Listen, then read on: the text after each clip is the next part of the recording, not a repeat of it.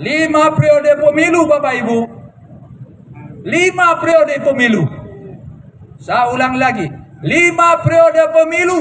Kita tidak bisa merasakan hasil bagi kita, para pekerja, buruh dan tani dan nelayan, karena kita menitip suara kita kepada partai-partai yang rasa pengusaha tadi.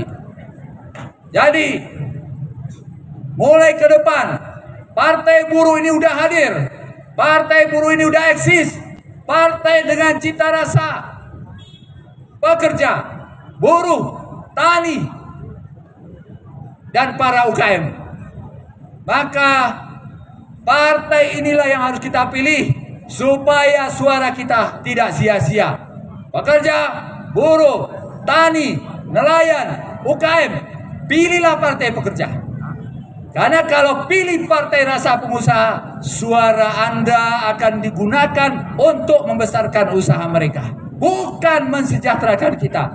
Undang-undang Omnibus Law sudah menunjukkan itu adalah undang-undang kreasi para pengusaha yang ada di Dewan, sehingga menyebabkan kita makin tertindas, upah kita susah naik, PHK makin rendah nilainya, pesangonnya, kemudian kerja sepanjang waktu, kerja kontrak, outsourcing merajalela. Inilah suara yang kita titipkan tadi kepada para partai-partai rasa pengusaha tersebut, sehingga kita digunakan legalitas usaha, legalitas parlemen itu digunakan untuk menciptakan undang-undang bagaimana mereka lebih baik.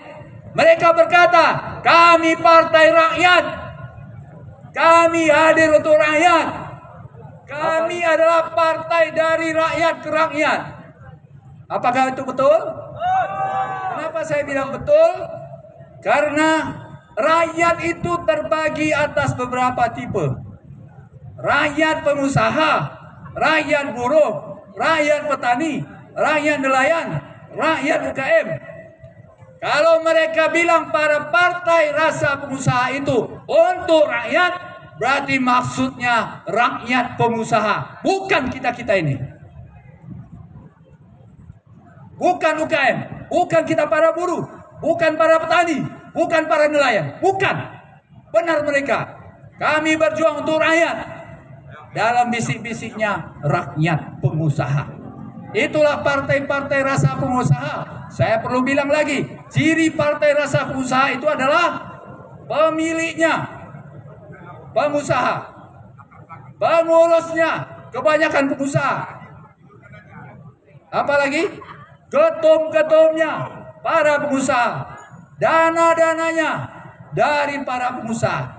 Apalah yang kita mau diurus, dananya itu dari pengusaha. Tentu harus balik modal dulu mereka, baru memikirkan kita. Sayangnya saudara-saudara semua, kalaupun sudah mereka balik modal, masih lupa. Mereka terus melaju mencari keuntungan dari parlemen ini, dari demokrasi ini, melupakan kita semua. Mereka untung, kita rugi. Berkunjung ke Pulau Rempang, saya menangkap aspirasi ketika warga Rempang kehilangan harapan dari anggota dewan yang ada, yang hadir saat ini, yang masih bercokol saat ini. Mereka kehilangan harapan. Padahal sebelumnya pemilu 2019 mereka mencoblos kawan itu, mencoblos partai itu. Tapi ketika ada masalah, jangankan dikunjungi, ditelepon pun tidak. Mereka betul-betul kehilangan harapan, saudara-saudara. Kenapa? Karena kita paham sesoleh-solehnya anggota dewan, sejeneral-jeneralnya pangkat anggota dewan, ketika ketua partainya para pengusaha tadi bilang ini tanah ini mau saya caplok, maka mereka pun tidak bisa ngomong apa-apa. Mereka akan diam. Mereka akan lebih baik menghadapi rakyat daripada menghadapi ketua-ketua partai. Kalau menghadapi ketua partai, resikonya mereka di PAW. Karena aspirasinya membela tanah rakyat. Padahal maksud partai-partai cita rasa pengusaha adalah mengambil tanah rakyat untuk investasi. Itu sebabnya saudara-saudaraku semua, kenapa Rempang itu menjadi seperti itu?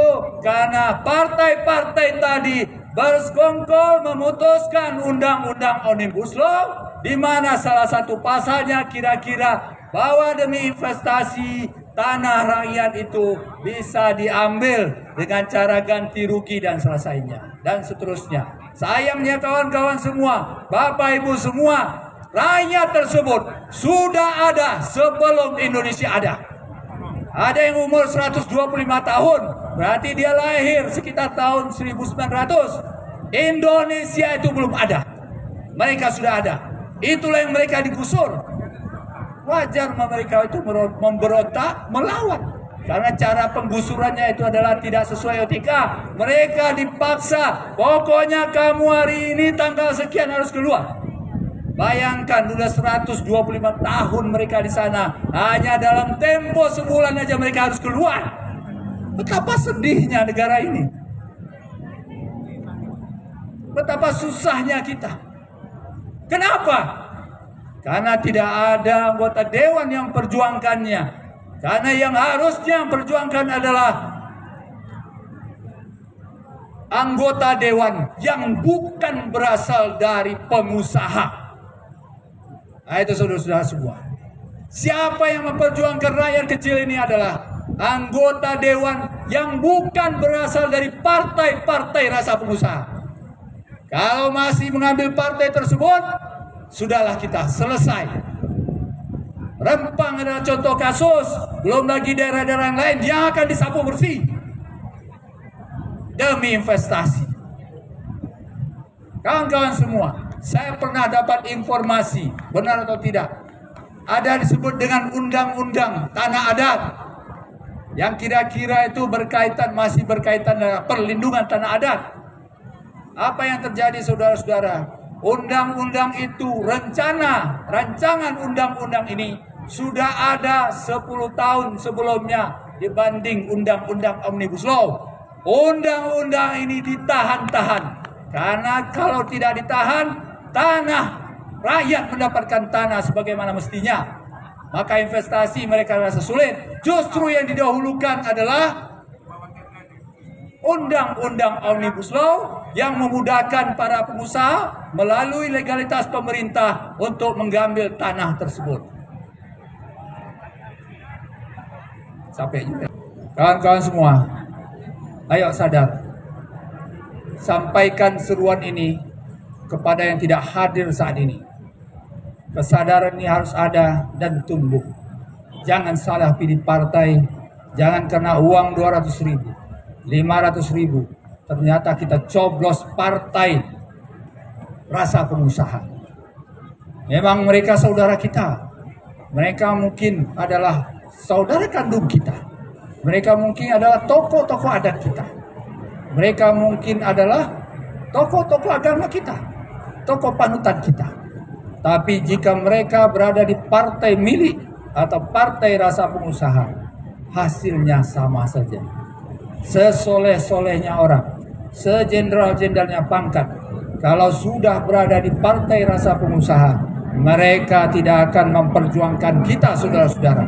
Mereka tidak akan memperjuangkan kita, para petani, buruh, nelayan, para pekerja, para UMKM, tidak akan diperjuangkan.